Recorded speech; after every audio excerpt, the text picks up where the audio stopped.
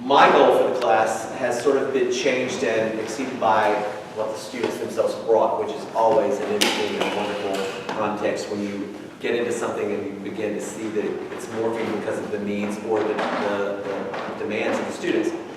So our goal in this class was to develop good habits of speaking, looking at how speeches are written, looking at what draws people in with a speech, what does language do, what does volume do, what do we do with our hands, what do we do with the way that we communicate from the spoken word. We've watched TED Talks, we've watched other speeches, they've watched interviews, they've done all kinds of things. And in the fall, we joined with the theater class, or the acting class, to do a showcase that gave them a different type of public speaking. It was a memorized public speaking of somebody else's words. I did this last year in the spring. It's my choice, it's my desire to have them write their own speeches based on something that they personally feel strongly about. Only a few of them wavered after the first submission of what they wanted to talk about. Most of all of them have stuck with their topic and moved directly on in developing it. We've gone through iterations, we've gone through a lot of revisions, and even as of today, some of them were repositioning things. They are using some notes or scripts of sorts, but they, I think, will communicate with you some really interesting viewpoints, which I am most proud of, is the fact that this is their words, and it's their opportunity to show what they think, and how they can communicate it to you. So we'll go one right after the other. There will be no breaks. If you would please hold your applause until the end. That way we can move right through these speeches and they'll introduce themselves. But we're glad to have you here. Thank you for being here, and welcome.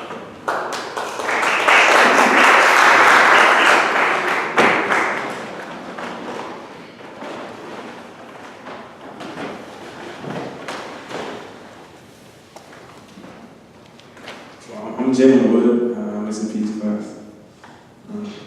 Good evening. I hate school. I hate it. I hate it. I hate it. I absolutely dread going to hour-long classes every day. Being awakened at 8 a.m., sitting through 2-hour study halls. It's all awful. This is the way some teens honestly feel. They may never say it, but it's a reality. On the contrary, other students truly like school. They enjoy the environment and community. They enjoy going to classes and engaging with teachers. Now me, personally, I'm indifferent. I definitely feel there's some decent aspects of school. For instance, I like learning. I also feel like it can be beneficial to make connections with students and teachers. A school setting can provide that learning and a place to make those connections. But on the other hand, school can be nothing short but a complete pain in the rear end. Teachers will make you insane. Some school rules are definitely absurd, but that's the life of a teen. I'm not proud of this, but there's a point in my life that I let all the struggles of school get the best of me. I began to literally despise school. Life during the school year became a cycle of physical, mental, and emotional stress that seemed to drone on forever. My dad would ask me about school every week or so and how I was going. I tell him how I truly felt. I don't like it. It's terrible. The only thing that kept me going was sports. My dad knew that. During one of our conversations about school and my future, my dad asked, what do you want to do? Just like that, open-ended. And my dad knew this, but I told him I wanted to go to college for free playing football. Ever since then, our discussions have helped me embrace the pure fact that school is a means to an end. Stare us to that next level I'm trying to reach. The tricky part is there are no elevators or escalators. No way around school. It's something I must do and do well in order to achieve my goal. I would consider my father a pretty wise and intelligent man. Even though some of the things he tells me I may not agree with, I trust him. So now every time school tries to test me, whatever the situation may be, whether a teacher and I aren't seeing eye to eye, or my workload is slightly stressing me out, I just think back and remember school is something I must do and do well. In turn, I would treat that teacher with the utmost respect, and my work will get completed to the best of my ability. I strongly believe that the reason for me conducting myself in this manner is due to my desire to be successful. I mean, let's be realistic. It's easy to just blow off work and not care anymore. but I want to be successful so bad that I refuse to let school be a barrier. In conclusion, that's it. I do school because I have to.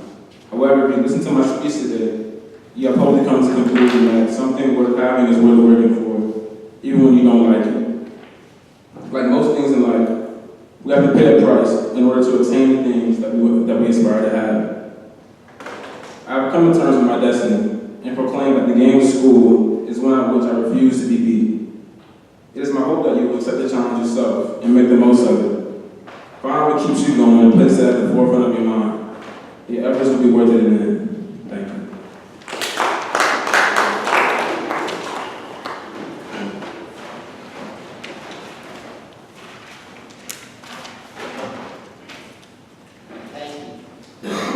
In today's society, a worker or any professional who does a job deserves to be paid. The old saying goes, a worker is worthy of his hire. I have today outlined the specifics and provided you data that explains my position and belief that collegiate athletes should be compensated for their work. While they may be students, they are recruited and given a specific set of expectations for their tenure at a school. School depends on them to increase both their academic and athletic profile. Quite simply, it is a business. These athletes are a primary source of revenue, and like any other business, it is to be paid. How would our society function if those with specific gifts, abilities, and skills were expected to provide those attributes with no compensation in return? Let's give that some thought. How fair would that be? An athlete's talent and ability to perform at the higher collegiate levels are his source of revenue. The NCAA is not rewarding the hardworking athletes. And meanwhile, they are bringing in billions upon billions of dollars in revenue.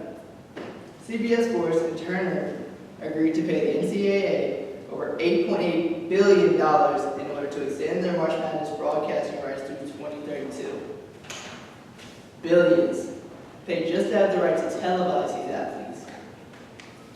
According to CNBC, each March Madness tournament accumulates between $800 million and $1 billion in revenue. And while the players are the stars of the tournament, they get no piece of this very large pie. However, the most controversial rule the NCAA has is that the players are unable to market their likeness. Many people are unaware of this rule, but the players cannot receive any money from any source by selling their name or brand. The NCAA capitalizes off the players who cannot make money for themselves as they pocket every dollar. For example, the NCAA and CBS had another camera installed for Duke's basketball games during the March Madness tournament. This camera was called the Zion Cam, and this camera's sole purpose was to follow Zion Williams' every move on the court. Zion was without a doubt the main attraction in the NCAA men's basketball this year. He was as popular as any other professional athlete and was named the National Player of the Year in college basketball. But when he suffered a mild knee injury during the season, it sparked debates on whether or not it was worth it for him to return. Why would he risk his future playing fresh off an injury? He was already predicted to be first-round draft pick, so was it really worth jeopardizing his future? Let's think about it. Another prime controversial example of the NCAA flexing its muscles was when Heisman Trophy winner Reggie Bush was stripped of his Heisman Trophy. Reggie Bush was a poor collegiate athlete who was having extreme success. He was considered a celebrity before even being drafted. In 2005, he was awarded the Heisman Trophy, and in 2010, it was stripped away from him. Reggie Bush and his family had allegedly received thousands of dollars in cash and gifts from sports agents in California before being drafted number 2 overall. The NCAA and Pac-10 investigated Reggie Bush for 4 years before issuing any penalty. They believed that they had enough evidence to strip him of his Heisman Trophy in 2010, 5 years after he earned that trophy. This was a power move by the NCAA, showing the world what was most important to them: money. There must be a change.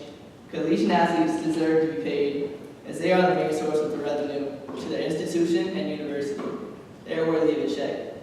Collegiate sports are a business, and in every business, the employees get paid. Collegiate students are athletes that deserve to be paid. Thank you.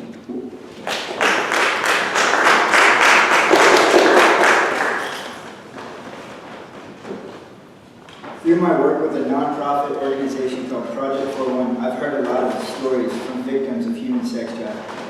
And in some cases, I've spoken directly with the victim. They were all very sad, and I couldn't even begin to imagine what they had been through.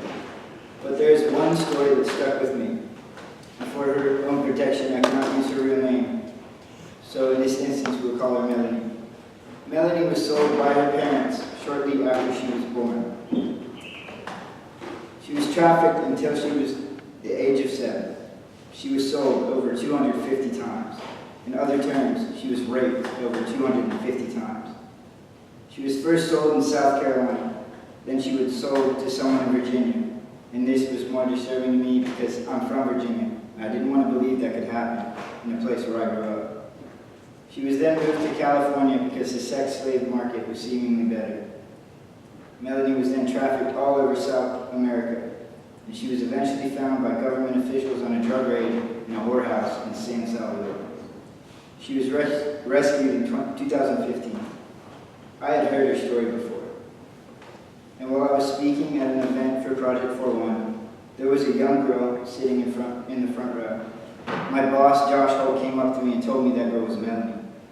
This was the same girl that was sold and raped over 250 times. I didn't know how to process that. I was on stage in front of about 150 people, supposed to be spreading awareness on human sex trafficking, and I couldn't. I physically and emotionally couldn't do it. All I could do was cry, right on stage. And imagine how I felt when that same little girl, Melanie, came up to me and gave me a hug and asked me if I was okay. I was shocked. A little girl who had been trafficked since birth asked me if I was okay. I wasn't okay. I couldn't move on. Melanie sat with me the rest of the day, and in that time she became a hero to me. That little girl had been through hell and back over and over again, and still she wasn't broken. Human sex trafficking is a multi-billion-dollar industry. It represents a larger revenue stream than Amazon. Human sex trafficking is currently the 3rd largest international crime industry. It generates a profit of about $32 billion every year. And of that number, almost half is made in industrialized countries like America. Think about that for a second. And the average cost for a sex slave is only $90. And that $90 is not just paying for sex, but it is dirty money that robs someone of their innocence, their purity, and in some cases their childhood. There are roughly 40 million victims of human sex trafficking around the world. That's 12% of the United States population. And out of 1,000 people, 5.5 are being trafficked. If you think about how many people are in the world, there's roughly 7.4 billion. With that number, that 5.5 turns into 7.4 million people. That's not such a little number now. It should be clear to you now that human sex trafficking is a problem, and a big one. According to the U.S. State Department, about 700,000 people are trafficked across international borders every year, and 17,000 people are trafficked into the U.S. each year. When most people think about human sex traffickers, they automatically assume that they are inhumane and sick, with no moral conscience. Traffickers try to justify their line of work by saying that they're creating jobs for depressed economies and for people who have no other options. Excuses are the margins of rationalization, and traffickers use faulty reasoning to convince themselves that they've done no wrong. A study by Catherine P. Avgerinos quotes a Ukrainian woman who migrated to Spain. Life is very hard there because there is no work. Today I sent money to my mother to pay for her house. I worked in an ashtray factory, and when there was no money to pay me, they said, take ashtrays, 100 ashtrays. Can you eat ashtrays? A trafficker who hears these comments by people in his or her community might think they are providing a service by giving these people work opportunities. It becomes easy for a trafficker to justify prostituting people for labor exploitation, when the alternative for those people would have been to starve them out. People like you and me, those who understand the problem and those who don't, have contributed to the cycle of enslavement. To an extent, we've all denied our personal involvement through the purchase of slave-made products. We've elevated ourselves by saying, at least we don't purchase sex or prostitute others. We've deemed the problem too big for for us to solve and beyond our sphere of influence by resolving to leave governments, law enforcement, nonprofits, and businesses to figure it out. And we've become players in dehumanization as we fail to participate in a process that could help end human trafficking. The question is not how could someone do this to another human being, but how could I let someone do this to another human being? Ashton Kutcher, an American actor who has played dumb character his whole life, is no fool. He is smart enough to realize that human sex trafficking is a problem. People doubted Kutcher because of the character he's played, and because he was an actor. They told him to stick to his day job, but despite those who doubted him, he developed a nonprofit organization in 2009 called Thorn. Thorn is an international anti-human trafficking organization that works to address the sexual exploitation of children. Mr. Kutcher knew that his organization could work more efficiently to help victims if he had government funding. So he went to Congress and gave a speech about human sex trafficking. And one of the strongest things he said was, "I am here today to defend the right to pursue happiness. It's bestowed upon all of us by our Constitution. Every citizen of this country has the right to pursue it, and I believe that it is incumbent upon us as citizens of this nation, as Americans, to bestow that right upon others, upon each other, and upon the rest of the world. But the right to pursue happiness for so many is stripped away. It's raped away. It's abused. It's taken by force, fraud, or coercion. It is sold for the momentary happiness of another." And this is about the time when I start talking about politics that the internet trolls tell me to stick to my day job. So I'd like to talk about my day job. My day job is as the chairman and co-founder of Thorn. My other day job is that of the father of two, a 2-year-old and a 2-month-old. And as a part of that job, I take very seriously that I believe that it is my effort to defend their right to pursue happiness, and to ensure a society and government that defends it as well. As a part of my anti-trafficking work, I've met victims in Russia, I've met victims in India, I've met victims that have been trafficked from Mexico, victims in New York and New Jersey, and all across our country. I've been on FBI raids where I've seen things that no person should ever see. I've seen video content of a child that's the same age as mine being raped by an American man that was a sex tourist in Cambodia. And this child was so conditioned by her environment that she thought she was engaging in play. I've been on the other end of a phone call from my team asking me for my help because we have received a call from the Department of Homeland Security telling us that a 7-year-old girl was being sexually abused and that content was being spread around the dark web and she had been being abused for 3 years. They watched her for 3 years and they could not find the perpetrator, asking us for our help. We were the last line of defense, an actor and his foundation were the potential last line of defense. That's my day job and I'm sticking to it. One of Thorn's most successful software applications created in 2016 is called Spotlight. With this program, Thorn has helped law enforcement all over the world find over 9,300 children. Spotlight has reduced the investigation time on finding trafficked children by 60%. Ashton Kutcher has proved to the world and to me that he is more than just a pretty face on TV. He is a man who wants to change and help the world. With that being said, what are you? Are you just a pretty face? And what about Melanie? I'm happy to say that in the past 2 years, police have located Melanie's parents and they are both serving lifetime sentences in prison. I'm also happy to say that not only is Melanie happy and well taken care of, but she was adopted by a board member of Project 41. Thank you.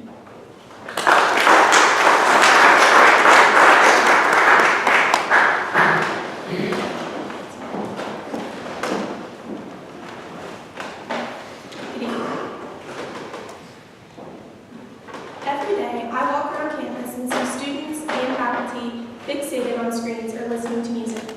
This separates us from reality and decreases the community feel of campus. A national survey was taken across the U.S. of teens regarding social media and screen time. It yielded that teens spend roughly 9 hours every day on an electronic device. Now, if you account for 7 hours out of the 24-hour day being used for sleep, you're left with 17 hours. This means that teens spend over half of their day staring at screens separated from their community. Now, I'm sure most of you are thinking that's just because teens are becoming less social and more introverted, because that's what the media and news tells you. But how about the fact that most private schools require students to have a laptop or iPad to attend school? Or the fact that students are encouraged to use their cell phones for good. But what qualifies as good? Studying, doing school, reading the news, or even talking with friends. Basically, the great evil that all adults fear and blame is social media. Through social media, teens' lives are altered in radical ways. They are exposed to a variety of good and bad options that could shape the rest of their lives. Although social media is often portrayed as the antagonist, it is a necessary tool for growing up in today's society. It connects teens, exposes them to news and other aspects of global affairs, and provides them with a massive bank of knowledge. However, like everything else, all of these aspects of social media are a two-way street, meaning they can be both positive and negative. Connections and networking are crucial facets of life and have been heavily affected by the rise of social media. Typically, networking would occur at a large event and be transferred via word of mouth. However, now networking is much easier and provides people with much less stress. Before the influx of social media, people's opportunities for networking were limited to maybe 3 to 4 major events a year. But now, with the mass application of social media, it is almost effortless to connect with people. The actual conversation part of relationships may be more challenging over social media, but making basic connections and friendships is substantially easier. As I said earlier, everything is a two-way street. So what are the cons to networking through social media? One is that you lose the intimacy of a face-to-face encounter. Often, when it comes to applying for a job or college admissions, there's a tie among candidates, and an interview will be submitted to determine the winner. The idea behind the interview is that you get a feel or a vibe from a person that is almost impossible to express through social media. This situation also falls under the category of gut feeling. By meeting the applicant in person, you are better able to judge their success rate at the given institution. Another con to networking through social media is that you are under a microscope 24/7. If you comment something inappropriate or post a misleading photo, many institutions will use it against you. Certain jobs even require background checks on your social media to ensure the authenticity of your candidate. These connections also connect to the idea of receiving news from social media by aligning yourself with like-minded people. News and keeping up with it connects you to the rest of the world. It allows you to have a perception of the world and have basic knowledge of issues plaguing society. Many students are encouraged to read the news, especially if you take Mr. Files' class, but many still don't. However, many are unaware of the fact that social media assists students in their endeavor to keep up with the news. Most news outlets have created accounts on social media which allow your normal feed to be intertwined with your newsfeed. This saves time and allows students to discuss global and national issues easier by sharing posts with one another. Social media also allows teens to use their social platform to discuss issues they believe need resolution. However, receiving news from social media can be a very tricky situation with the mass movement of fake news. Sadly, many teens and adults fall victim to the flashy titles and images portrayed by people trying to distort your time. Another downfall to receiving news through social media is the inability to receive all of the articles and topics presented by the news outlet. Typically, any given news account will post a max of 3 posts a day to limit spam. However, this does not allow teens to explore the vast number of events happening globally. These events can also lead to inquiry, which is often answered through information found online. Information is the crux of our society. It is the most valuable form of currency and has more power than anything else. It is also the backbone to any and all scientific and mathematical discoveries, which have paved the way for technological advancement. Although the internet is most commonly referred to for quick information, social media is another major bank of knowledge. It possesses all topics ranging from climate change to the economy and everything in between. However, where this varies from the internet is that social media presents this information through more personal stories and experiences. When you receive information from social media, it is typically through a certain account, which of course can lead to bias, but it can also provide you with a different perspective that you might not have researched before. Again, like my last 2 points, there are certain downfalls to gaining knowledge through social media. One is that you can receive a distorted and inaccurate account of the knowledge that you're trying to obtain. However, this does not just pertain to social media. The internet in general is constantly being hacked or manipulated by different users and can also provide you with false information. So just to be clear, you should listen to Mr. Piles and find as many hard copy sources as you can when doing a research paper. Another downfall to receiving information through social media is having a narrow perspective due to receiving information from one source. Like I stated earlier, social media is helpful in that it provides you with a more personal approach to information. However, if you aren't careful and don't change up your sources, you could end up just believing whatever that person's perspective is. According to many news outlets, the youth of our society are the saviors of the world. We have the ability to combat climate change, legalize abortions, control gun violence, care about the next presidential election, and so much more. But can we fully trust that these things will happen with the constant rise of social media? The answer is yes, we can. Social media has been scolded by media and deserves most of it, but it is an amazing tool that can help enhance younger generations' perspective of the world, connections, and information. So the question isn't how will social media shape society, but what will teens do to progress for the growing world? Thank you.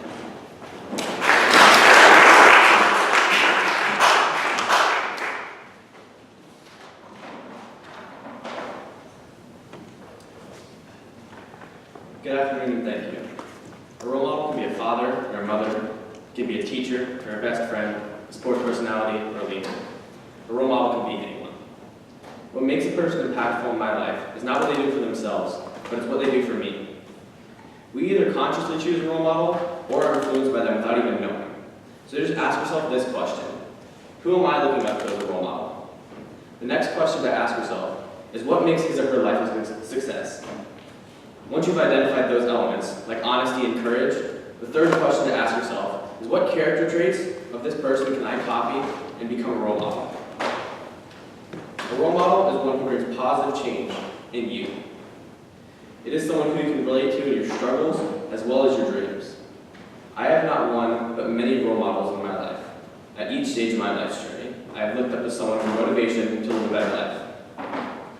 If I look at them closely, they may not be perfect, but each one of them is impactful to me and will stick with me for all my life. Let me tell you about my role models. One topic I would like to talk about today is what I think makes a role model. Looking over my role models, I found 5 traits that they all have in common, which I hope to acquire one day. First is the ability to demonstrate confidence and leadership.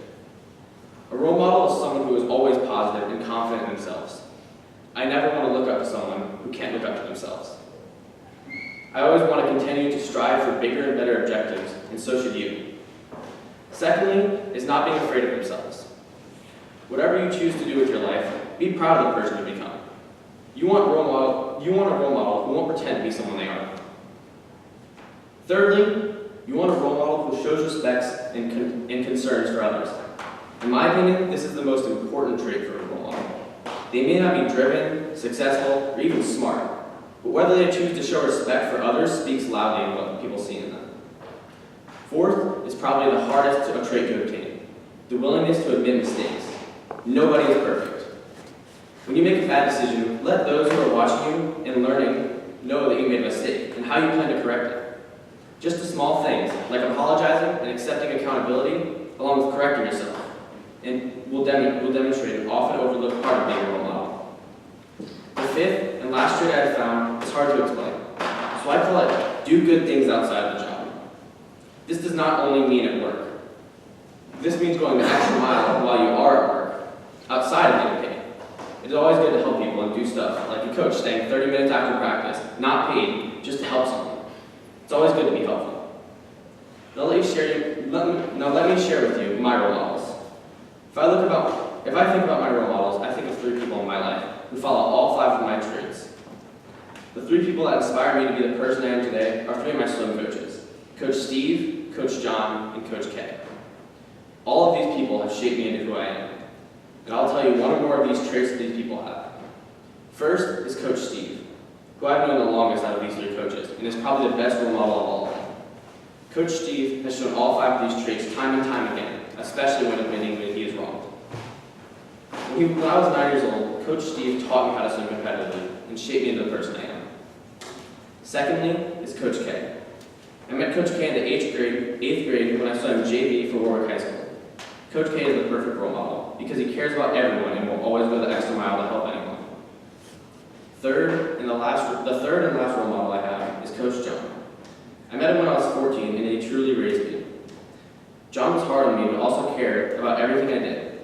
And once I started to go to this school, I've been receiving emails from him asking how I've been doing. These 3 people are my role models. And now I'd like to ask you, who are yours? My purpose in this speech was to accomplish this. I want to ask you one question. Who is your role model? It is my hope that in listening to this speech, the characteristics and personal stories may encourage you to consider what matters and who matters in your life. No matter who it is, a coach, a parent, a teacher, or even a friend. Everyone should have a role model. Thank you.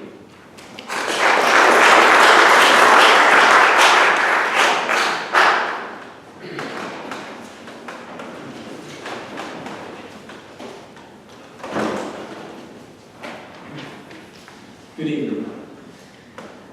On New Year's Eve of 2018, I had an epiphany.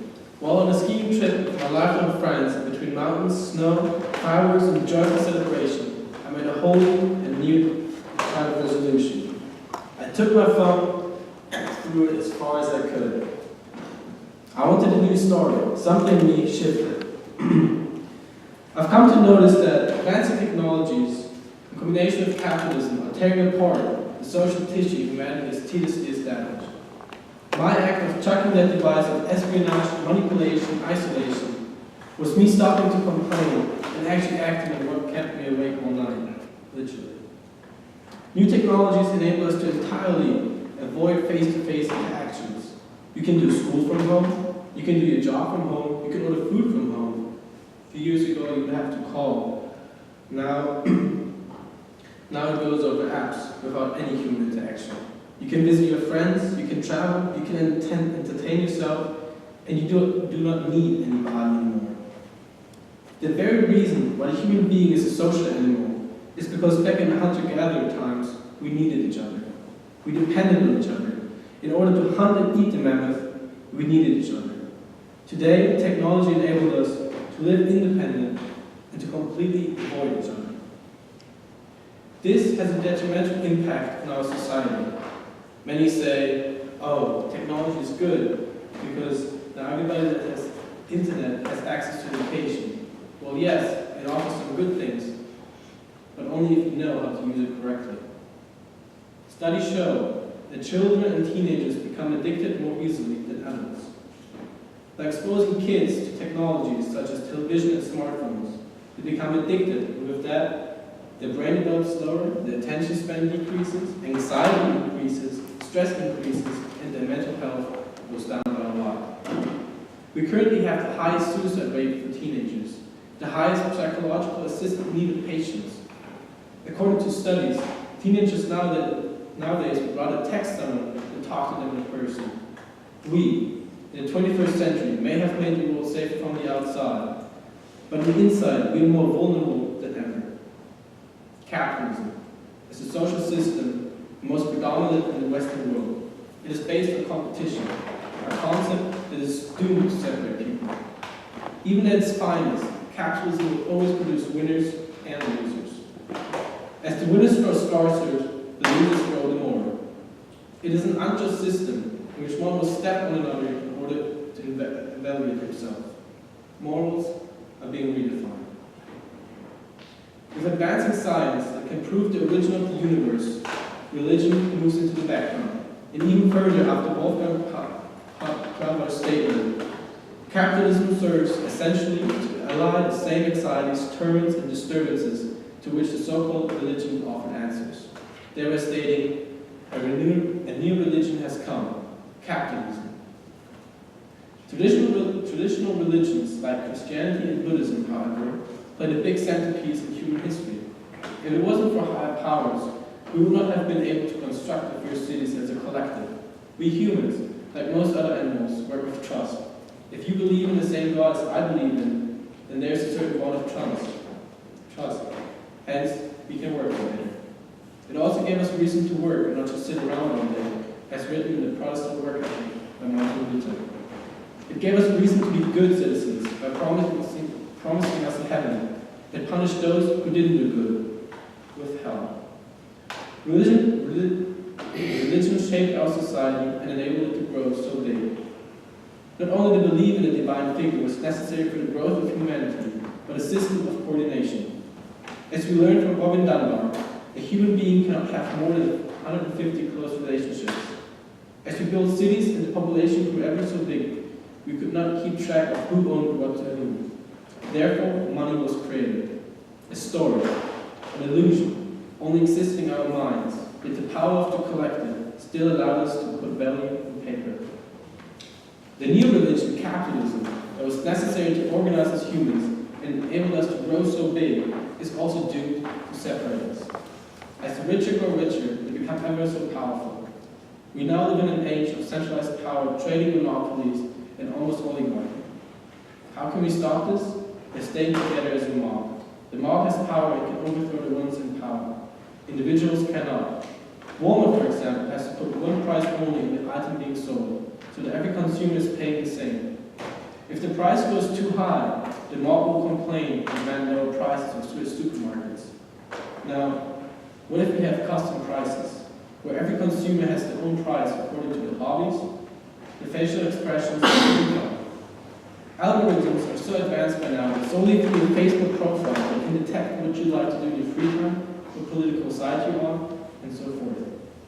Therefore, they can tailor the price to you and charge you more for items you like more. You wouldn't even realize that, since you're alone in front of your computer and you don't know what others are paying. Now, what if you notice that they're treating you unjustly? You want to switch provider. The problem now is that the same provider that owned this one company also happens to own all the other companies, just with different names. If you shop for glasses, for instance, be aware that Luxottica, an Italian eyewear conglomerate, owns Landcraft, LensCrafters, Sears Opticals, Sunglass Hut, Ray-Ban, Cole National, which own Pearl Vision, as well as the optical departments at Sears, Target, JCPenney. It also bought Oakley in June 2007, which included Bright Eyes and Sunglass Eye Care. In addition to that, it also makes what is sold under the name of Dolce & Gabbana, Donna Karan, Ralph Lauren, and Tag Heuer. We were trapped, and I had a radical approach from a breakout. I threw my phone away for good. This is how I free myself from isolation.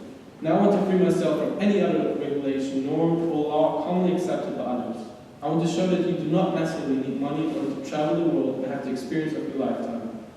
I also want to show that even though I'm very pessimistic about our society, I see the spark of kindness in every person and hope to rely on that for the next 2 years. Thank you.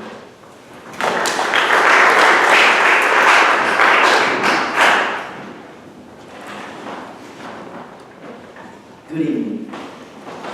Jim Morales, a president against democracy. Guatemala expels Anti-Corruption Commission, BBC News. Guatemala is ranked third in death amongst young teenagers and young adults. For you, and for millions of fathers, this is Guatemala. But I'm here today in this stage to tell you about what my Guatemala is. My Guatemala is a place where instant coffee was invented, also where Duolingo was invented, and also where I was born. Guatemala is rich in history, rich in food, and rich in touristic places.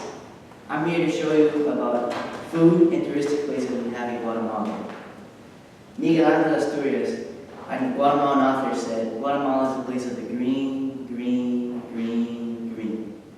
Guatemala has a ton of green trees, and it's called the country of eternal spring. By this, it's always baseball season. Guatemala is rich in food. We're ranking third in Latin America for the best food. Hocon is my favorite one. Hocon is chicken, tomatillo sauce, and rice. This is really awesome. My family loves it, and it's really hard to find in Guatemala because only traditional families have it. And my family, of course, eats it. A food that I love and we only eat once a year is fiambre. Fiambre we only eat once a year in the Dia de los Muertos. We have 3 types, green, sweet, and red. I like the sweet one because it's sweet. It has 5 different types of meat, 8 different types of vegetables, and 3 types of cheeses. The story about this is a woman had surprise visits, and she just put everything in a meal and gave it to me. And that's what we eat because it's spontaneous and it's awesome. A meal that most teenagers like are churros, or in English, dirty. You might think it's dirty because they're made on the street, but they're really good. They're sausage, avocado, cabbage, ketchup, mayo, and mustard. They're really good, and they're served everywhere in Guatemala. For me and my family, Guatemala has meant everything to us. Guatemala has helped me find the true meaning of life. It also has found me traditions, and it's made me the person who I am. It also has helped me focus myself in sports and in studies. For my family, this has meant over 100 years in tradition, in doing coffee and being a family together.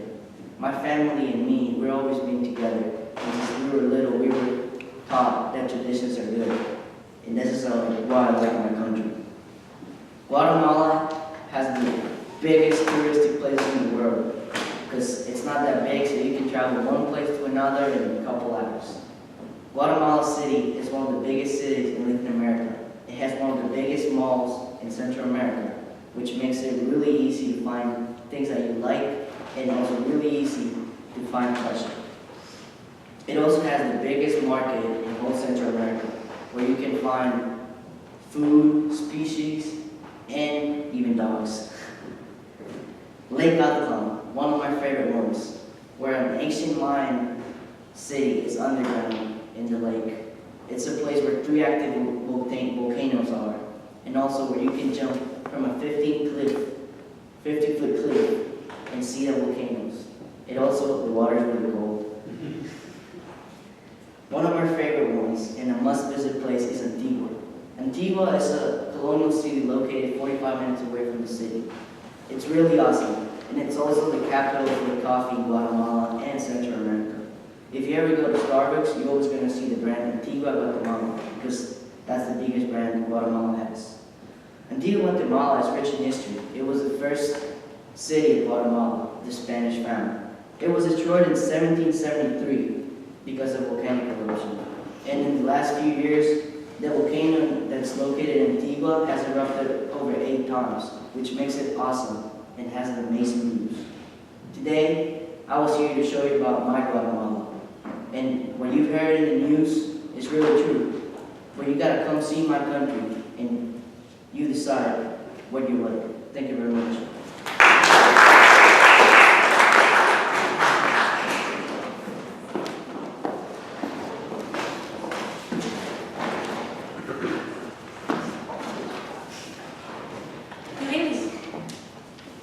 Technology is here. Most likely, you have a phone in your pocket, maybe AirPods even on, and a laptop in your bag or at least in your office. We, teenagers, grew up listening to parents or teachers and the media saying that technology is consuming your kids or that kids are growing up as zombies of technology, among other tons of phrases. But how right are they? Actually, not very, and in this speech, you'll figure out why. Number 1, there's quite a common mistake. The misunderstanding of what technology really is. When I say technology, you're probably thinking about a phone, a camera, a computer, maybe a robot. And though that is not exactly wrong, it's also not right. Let me explain to you. The dictionary definition of technology is things created by humans that can make our lives easier and or solve our problems.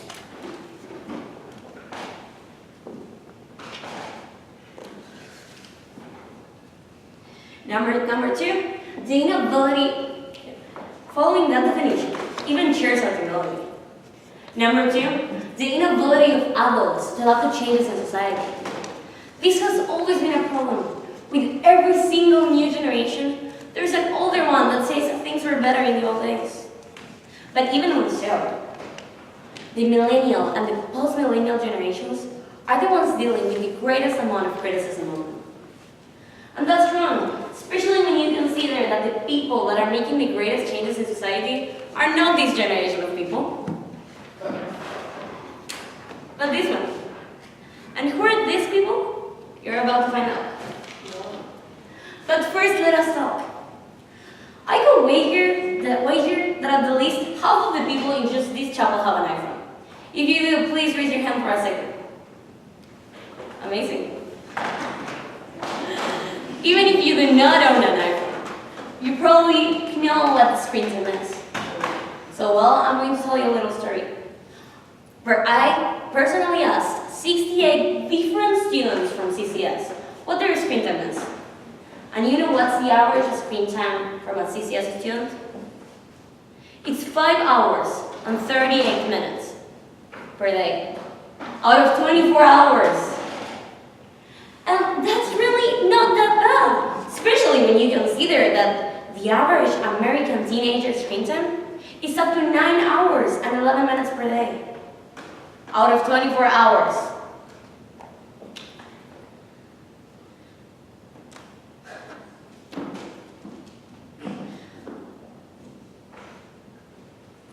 But the problem is not the time we spend on our phones, but what we do with our phones during that time, during the time we use them. In fact, I'm about to tell you another little story. This kid is Mateo Salvat. Well, actually, despite his youngish appearance, he's actually 20 years old. But he wasn't 20 when he decided that he wanted to change the world. In fact, he was 18 when he changed it. Long story short, Mr. Salvato is an Argentinian, app developer, robotics teacher, CEO of his own company, speaker, and now a worker at the Argentinian Ministry of Technology.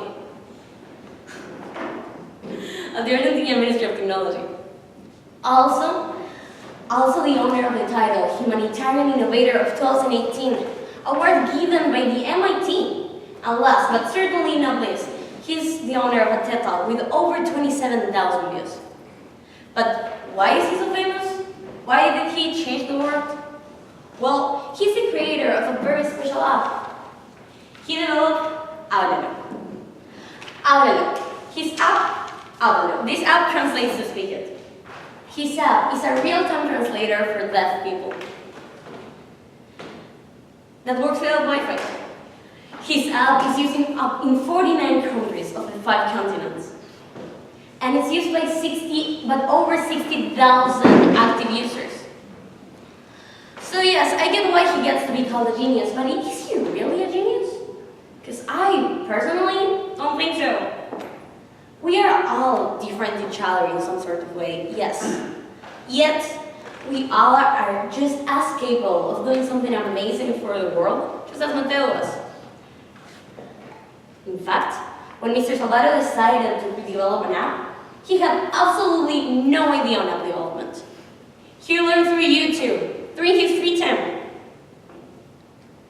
Another example of amazing youth changing the world through free time and a phone is Greta Thunberg, a wonderful 16-year-old girl that made a wonderful 16-year-old girl with Asperger's syndrome that has made millions of teenagers and young adults not only open their eyes on the climate change crisis, but also act on them. At age 15, Greta decided to miss school every single Friday as a way to protest for climate change. A few weeks ago, during the Friday of March 15th, an estimated of 1.6 million teenagers and young adults visited colleges, high schools, as a way to strike for climate. Greta has changed the world by A, being the first 15-year-old student from Sweden that captured the attention of the whole world by shaming climate change negotiators in a United Nations summit for the climate change. And by 2, and this is the coolest one, Greta has changed the world by being an amazing Instagram influencer. Greta's the reason why so many students decided to do this.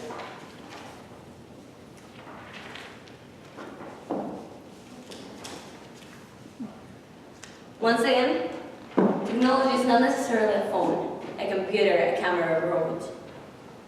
Let's reset. Technology, things created by humans that can make our lives easier and or solve our problems. A lot of our problems are in our heads. But another lot, like climate change or like being deaf, are really not. But we, not only as teenagers, but as human beings, have the ability to solve them. And it's not a matter of age, but of curiosity and of a desire of wanting to change the world. And wanting to help someone else. Technology is here. It's almost everywhere. Most likely, you have the power of changing the world at the tip of your fingers. Thank you. Can you all please? A hand to this class.